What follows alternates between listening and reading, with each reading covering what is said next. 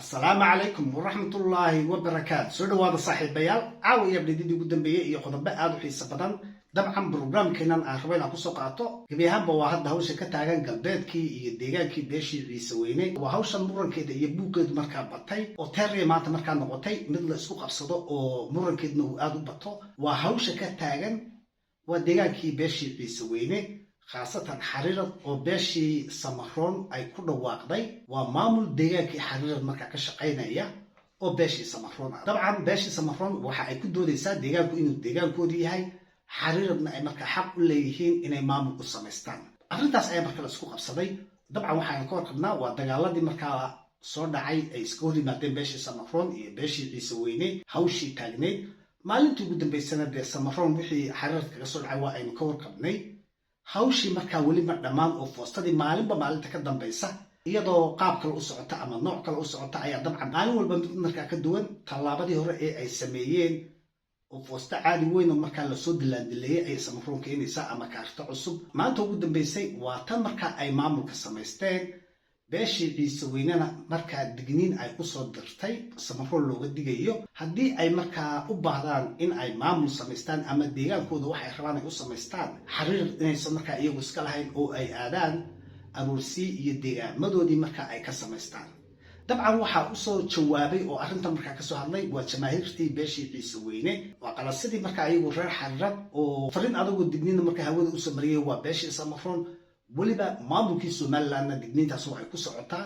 iyo haddii ay samaroon markaa joojin waayaan in ay dhibaato aad u weyn meesha ka dhici doonto marka koowaad waxaan rabaa inaan kusoo qaato intaynan gelin qodobkeenna hadal kasoo baxay waa jamaahiirtii beeshii ciise weyne iyo digniintooda waxaa raabal inaan kusoo qaato video ah waa beeshii samaroon iyo maamulka markii ay ku dhawaaqeen oo gebi ahaanba meel walba oo ay markaa joogaan dabcan way isugu baaqeen in la isugu yimaado oo maamulka markaa xariirad loo sameeyeyna markaa la taageero waa arrin aad u layaab badan ay noqonaysaa dabcan oo gebi ahaanba waxaa la qorshaysanayay dagaaladii socday iyo colaadii inay markaa hadda soo gabagaboobayso ama ay soo dhammaatay balse tani waxay caddaynaysaa dagaaladii socday iyo dhulballaarsigii iyo cadaawadii iyo hawshii socotay dabcan waxaa la dareemayay muddooyinka hadda ugu dambeeyey ama labadii asbuucba inay arrintaasi markaa soo dhammaanayso balse hawshan maanta dhacday ayaa waxa ay markhaati u tahay ama ay caddaynaysaa dee in dagaaladii markaa aysan dhammaan welina samaroon ay hawsheedii wadato waa mid aad u layaab badan horta videoga beeshii samaroon iyo markii ay ku dhawaaqeen maamulka ila daawada waa kan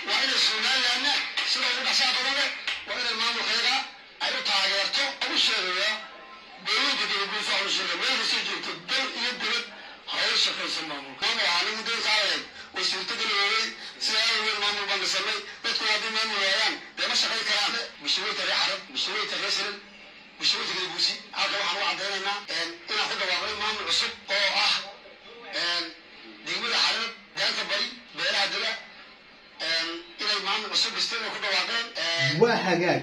طبعا إلا يقول كي سلل إلا يسير عيوش تي أو برشوينتي باشي سمحرون أي هاي إلا يسلل دجن واحد باشي سمحرون أي كل واقع إنه باشي كل عدي دجمة حررة بريجة إن مركا أي وقت واقع مامل cusub oo beeshii samaroon ay iska leedahay dabcan hadalkiisa waa uu sii wata oo waxay taagan yihiin xariir waa deegaan markaa beeshii samaroon ay iska leedahay haddana waxa uu sii sheegay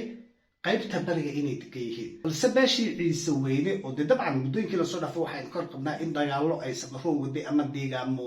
badsi ay ku jirtay hawl ah oo hadda ayaamii ugu dambeeyay ama asbuuci ugu dambeeyay u malaynaysay hawshaasi marka inay soo dhammaanaysay balse ma dhammaane waa tan soo laba kacalaysay oo beeshii samaroon hadda waxaynu u jeednaa inay maamul ku dhawaaqeen maamul iyagu iska leeyihiin oo guddoomiyihii iyo dabcan guddoomiye ku-xigeenkii adigu xubnihii degmada xariir taladeeda hayay dabcan oo beeshii samaroon kasoo wada jeeda taas samaroon waxay markaa u horseedaysaa dee xariirad iyo degmadaasoo dhanba in markaa samaroon ay sheegato beeshii ciisena aysan deegaanka waxbaba ku yeelan haba yaraatee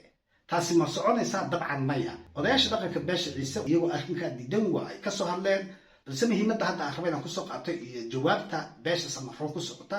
oo weliba markaa mid digniin ah oo ka timid waa nimankii jamaahiirtii guduudka ahaa ee beeshii ciise weyne waa nimankii ciise waraabe gaal weliba waa qaybta xariirad kuwa iyagu jooga oo taagan somalilandna fariintu dabcan way ku socotaa beeshii samaroonna waa ay ku socotaa haddii hawshan ay samaroon wadda joojin waayaan dabcan waa ay ka qoomamayn doonaan وباشي سمحون عيسى لما دجنا دجمة حريرة بعد ديجان وجوني beeshii ciise weyne ayaa ay taagan yihiin haddii ay guddoomiye dooranayaan iyo haddii kale iyo haddii ay maamul samaysanayaan dabcan beeshii samaroon markaa ha ku laabato waa aroorsi iyo deegaamadoodii markaa oo ha ku dhawaaqaan wax aliyaale wixii ay u baahan yihiin xaaladdu dabcan mid sahlan ma noqonayso de marba haddii ay samaroon tallaabada qaaday de beeshii ciise weyne nimankii jamaahiirtii dabcan jawaabtoodu waa mid dagaala ay markaa noqonaysaa videogan jamaahiirtii beeshii ciise weyne iyo fariinta degdega ah ee markaa ku socota waa beeshii samaroon iyo somaliland labadaba ila fiirna horta abadu mayna abtiyo wadan nagama dhexeeyo dalla nagama dhexeeyo abtiyo arooseel buu tegi arooseel ku guddoomiye hadduu ka doonayo ka dhis halkan xarira magan buu ku yahay maganta au ku yaallay haddii au ku ooli waayo faraha wixii au ka rabaan ka saareen waxaa wallaahi bilaahi atullaahi haddii nabaddaa au xariraday magan buu nagala jogaade annaku magan afar qof oo magan nagala joogta baryi mayno waxna nagu dul qaban mayso waxaa wallaanahay dowladda somaliland waxaan u sheegay tallaabo sharciyaha dadka qaaday tallaabadii ay yaqaaneen annagaa ka qaadeen dhinac iga joogso anigoo jooga oo gaar sugankooda oo jooga waa hagaag dabcan hadda ciidankan aynu u jeedno waa jamaahiirtii beeshii ciise weyne waxay taagan yihiin samaroonta degmada xariirad markaa nala degan waa niman iyagu markaa magan ku ah deegaankii waa afar qof oo magan ahaan uba degan oo aan awoodna markaa lahayn ka dad iyagiiba meeshii magan ahaan ku degan oo marti ku ah sidee ayaa ay u sheegtaan oo dhulkii markaa maamul ay u samaystaan ama guddoomiye ama wixii ay rabto markaa ha noqoto dabcan way adkaanaysaa oo dee hadalkaasi waa hadalka markaa fariinta hanjabaada ah ee ku socda somalilandna la leeyahay cishta samaroon haddii kale mid ay ka qoomameeyaan ayaa markaa ku dhici doonta waxaa ka dhacay degmada xariirad annaga oo muddo 8 bilooda dul qaadanaynay haddaan nahay beesha ciise ee degmada xariirad taa waxaan dhowraynay nabadgeliyada iyo dadka deegaanka degan baan dhowraynay haddii aan nahay beesha ciise ee degan degmada xariirad sankoray nagama qoyso waa hagaag waxa weeye cid bay nabadii waxba u tari weyday cid bay nabadgelyadii waxba u tari weyday ha ku dul qaaday adkaabta u fogaatay tani waa naga hubaysan ee hubkayaga la soo baxnay waa jamaahiirtii beeshii ciise weyne oo taagan waa nankaa hubkayagii la soo baxnay dabcan 8 bilood ee markaa uu dagaalku socday beesha ciise weyne ama jamaahiirtooda markaa iyagu degan waa qaybta xariirad ama degmada xariirad dagaalkii socday kamaysan qaybgelin oo dadkan markaa martida ku ah ama maganta loogu hayo degmadii xariirad dee anakoo beeshii ciise weynaha dagaalka kamaanaa qaybgelinba oo dadkan baanu dhowraynay balse hadda inaysan ka fursanayn ay hawsha ku socotaa hubkaygiina waanu soo qaadanay wax aanu dhowranayno ma lahan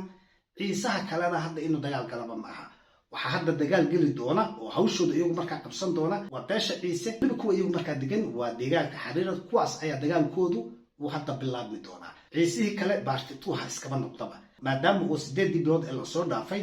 iyagu ay hawsha wadeen hadda waa waktigayagii ay taagan tahay haddii samaroon marka ay joogi weydo waa hagaag waxa weeye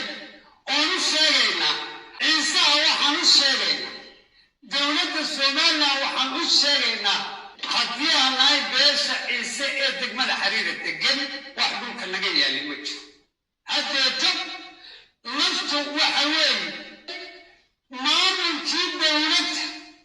ee dowladdu dooratay ee u shaqaynayay degmada ayay ciddii dheregtay ee doonaysay in dheregu ka hadlinay ciddii dheregsanayd ee dheregu markaa ka hadliyey dabcan waa beeshii samaroon ayay markaa ula socdaa ayaa maamulkii meesha ka dhisnaa ee somaliland markii horeba ay soo dooratay ayay ku iimaan qabi waayeen waxa ayna qaadeen waa tallaabo markaa ay maamul ku samaysanayaan kaaga darana wuxuu inoo sheegayba beeshii samaroon dee caadiba maahanba waa niman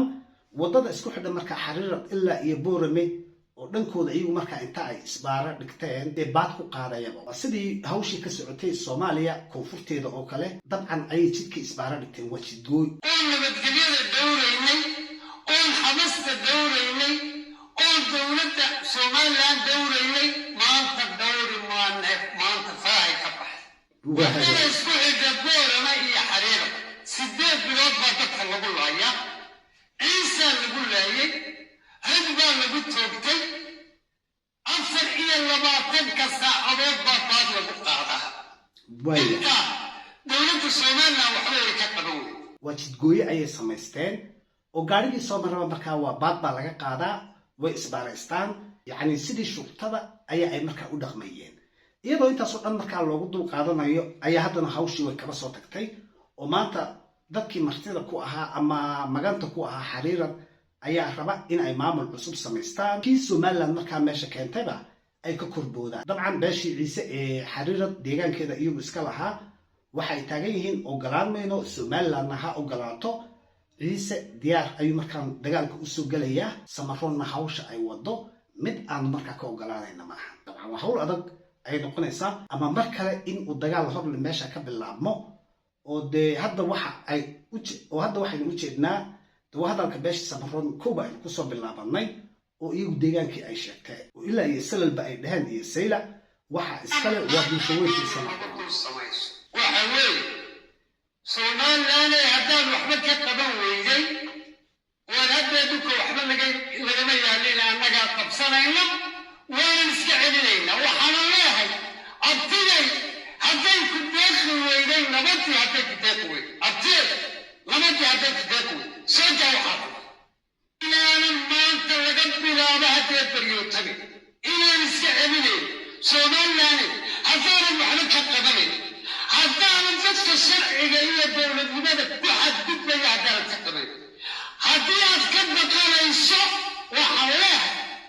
waay nabadgeli aan iska celiyo haddii kale sharciga maya wax ka qabo waa hagaag aanu iska celino haddii kale sharciga marsiiya dee Somaliland maamulkeedii ama dowladdan Cabdiraxmaan Ciro uu hoggaanka u yahay Abu Khaliifana uu markaa korjoogaha ka yahay dee dabcan waa dowlad Abu Khaliifaba markaa isagu horjoogo u yahay oo uu wato Ciro amarkiisa waxaa ka soo sokeeyaba waa amarka ka soo baxa Abu Khaliifa hawshanna waa hawl uu Abu Khaliifa soo dhameeyay waa hawshii maalintii dhaweyd markaa lagu soo galbinayay Suldaan Wabar oo la taagnaa markaa dhulka beesha ciise weyne dee waa inaad adiguna markaaga weerarka qaadaa oo sida weerarka markaa maalin walba loogu wado dabcan ugu dambayn beesha samaroon ma dhul bay ka heli doontaa waa sida xisaabta markaa la isku ursaday ayaan jecelahay balse hadda hawsha taagan waa aynu u jeednaa oo xaaladaasi dagaalka ma fursanayso beeshii ciise weynena go-aankoodu meel buu hadda saaran yahay oo waxay ku soo gebagabeeyeen war Somaliland ama dadkan cishta oo sharciga marsiiya haddii kale oo aydaan qabanaynin hadhow markay xabaddu dhacdo oo gacanta la isgeliyo dee yaan la soo ordin oo ciise ka qabtay samaroon yaan la dhihin marba haddii aanu dagaal bilowno oo aanu qoriga qaadano waa beeshii ciise ee samaroon waxba markaa ula hadhi mayno marka hadhowto ka celiyay iyo ka qabtay iyo intaysan iman ama imikaba markaa ha la qabto ama hadhow yaan la soo cararin oo ka celiya yaan la odhan waa fariintii ugu dambeysay jamaahiirtii beeshii ciise weyne ka timid iyo maamulkan cusub ee nimankan markaa martida ku ah deegaanka ama maganta markaa ku ah ay ka samaysteen oo beeshii ciise gebi ahaanba ay kusoo gebagabaysay mid la aqbalayo inaysan ahayn samaroonna dhibaato badan ama in markaa meesha lagu baabi'iyo ay arrintaas ku dambayn doonto maadaama oo laga waayo warjooga deegaamadiina ku ekaada haddii xitaa markaa maamul ay samaysanayaan beeshii samaroon dee dabcan deegaankoodii ha ka samaystaan laakiin deegaan beeshii ciise iska leedahay ma soconayso mana dhacayso ayaa lagu soo gebagabeeyey bal waxay noqotaa aynu arki doonaa waa dheedadii ugu dambeeyey iyo xaaladda markaa maanta ka taagnayd deegaanka xariirad ee beeshii ciise weyne bal waxay kusoo kordha aynu arkaynaa videogan halkaas raba inaan kusoo gebagabeeyey wasalaamu calaykum waraxmatullaahi wabarakaatu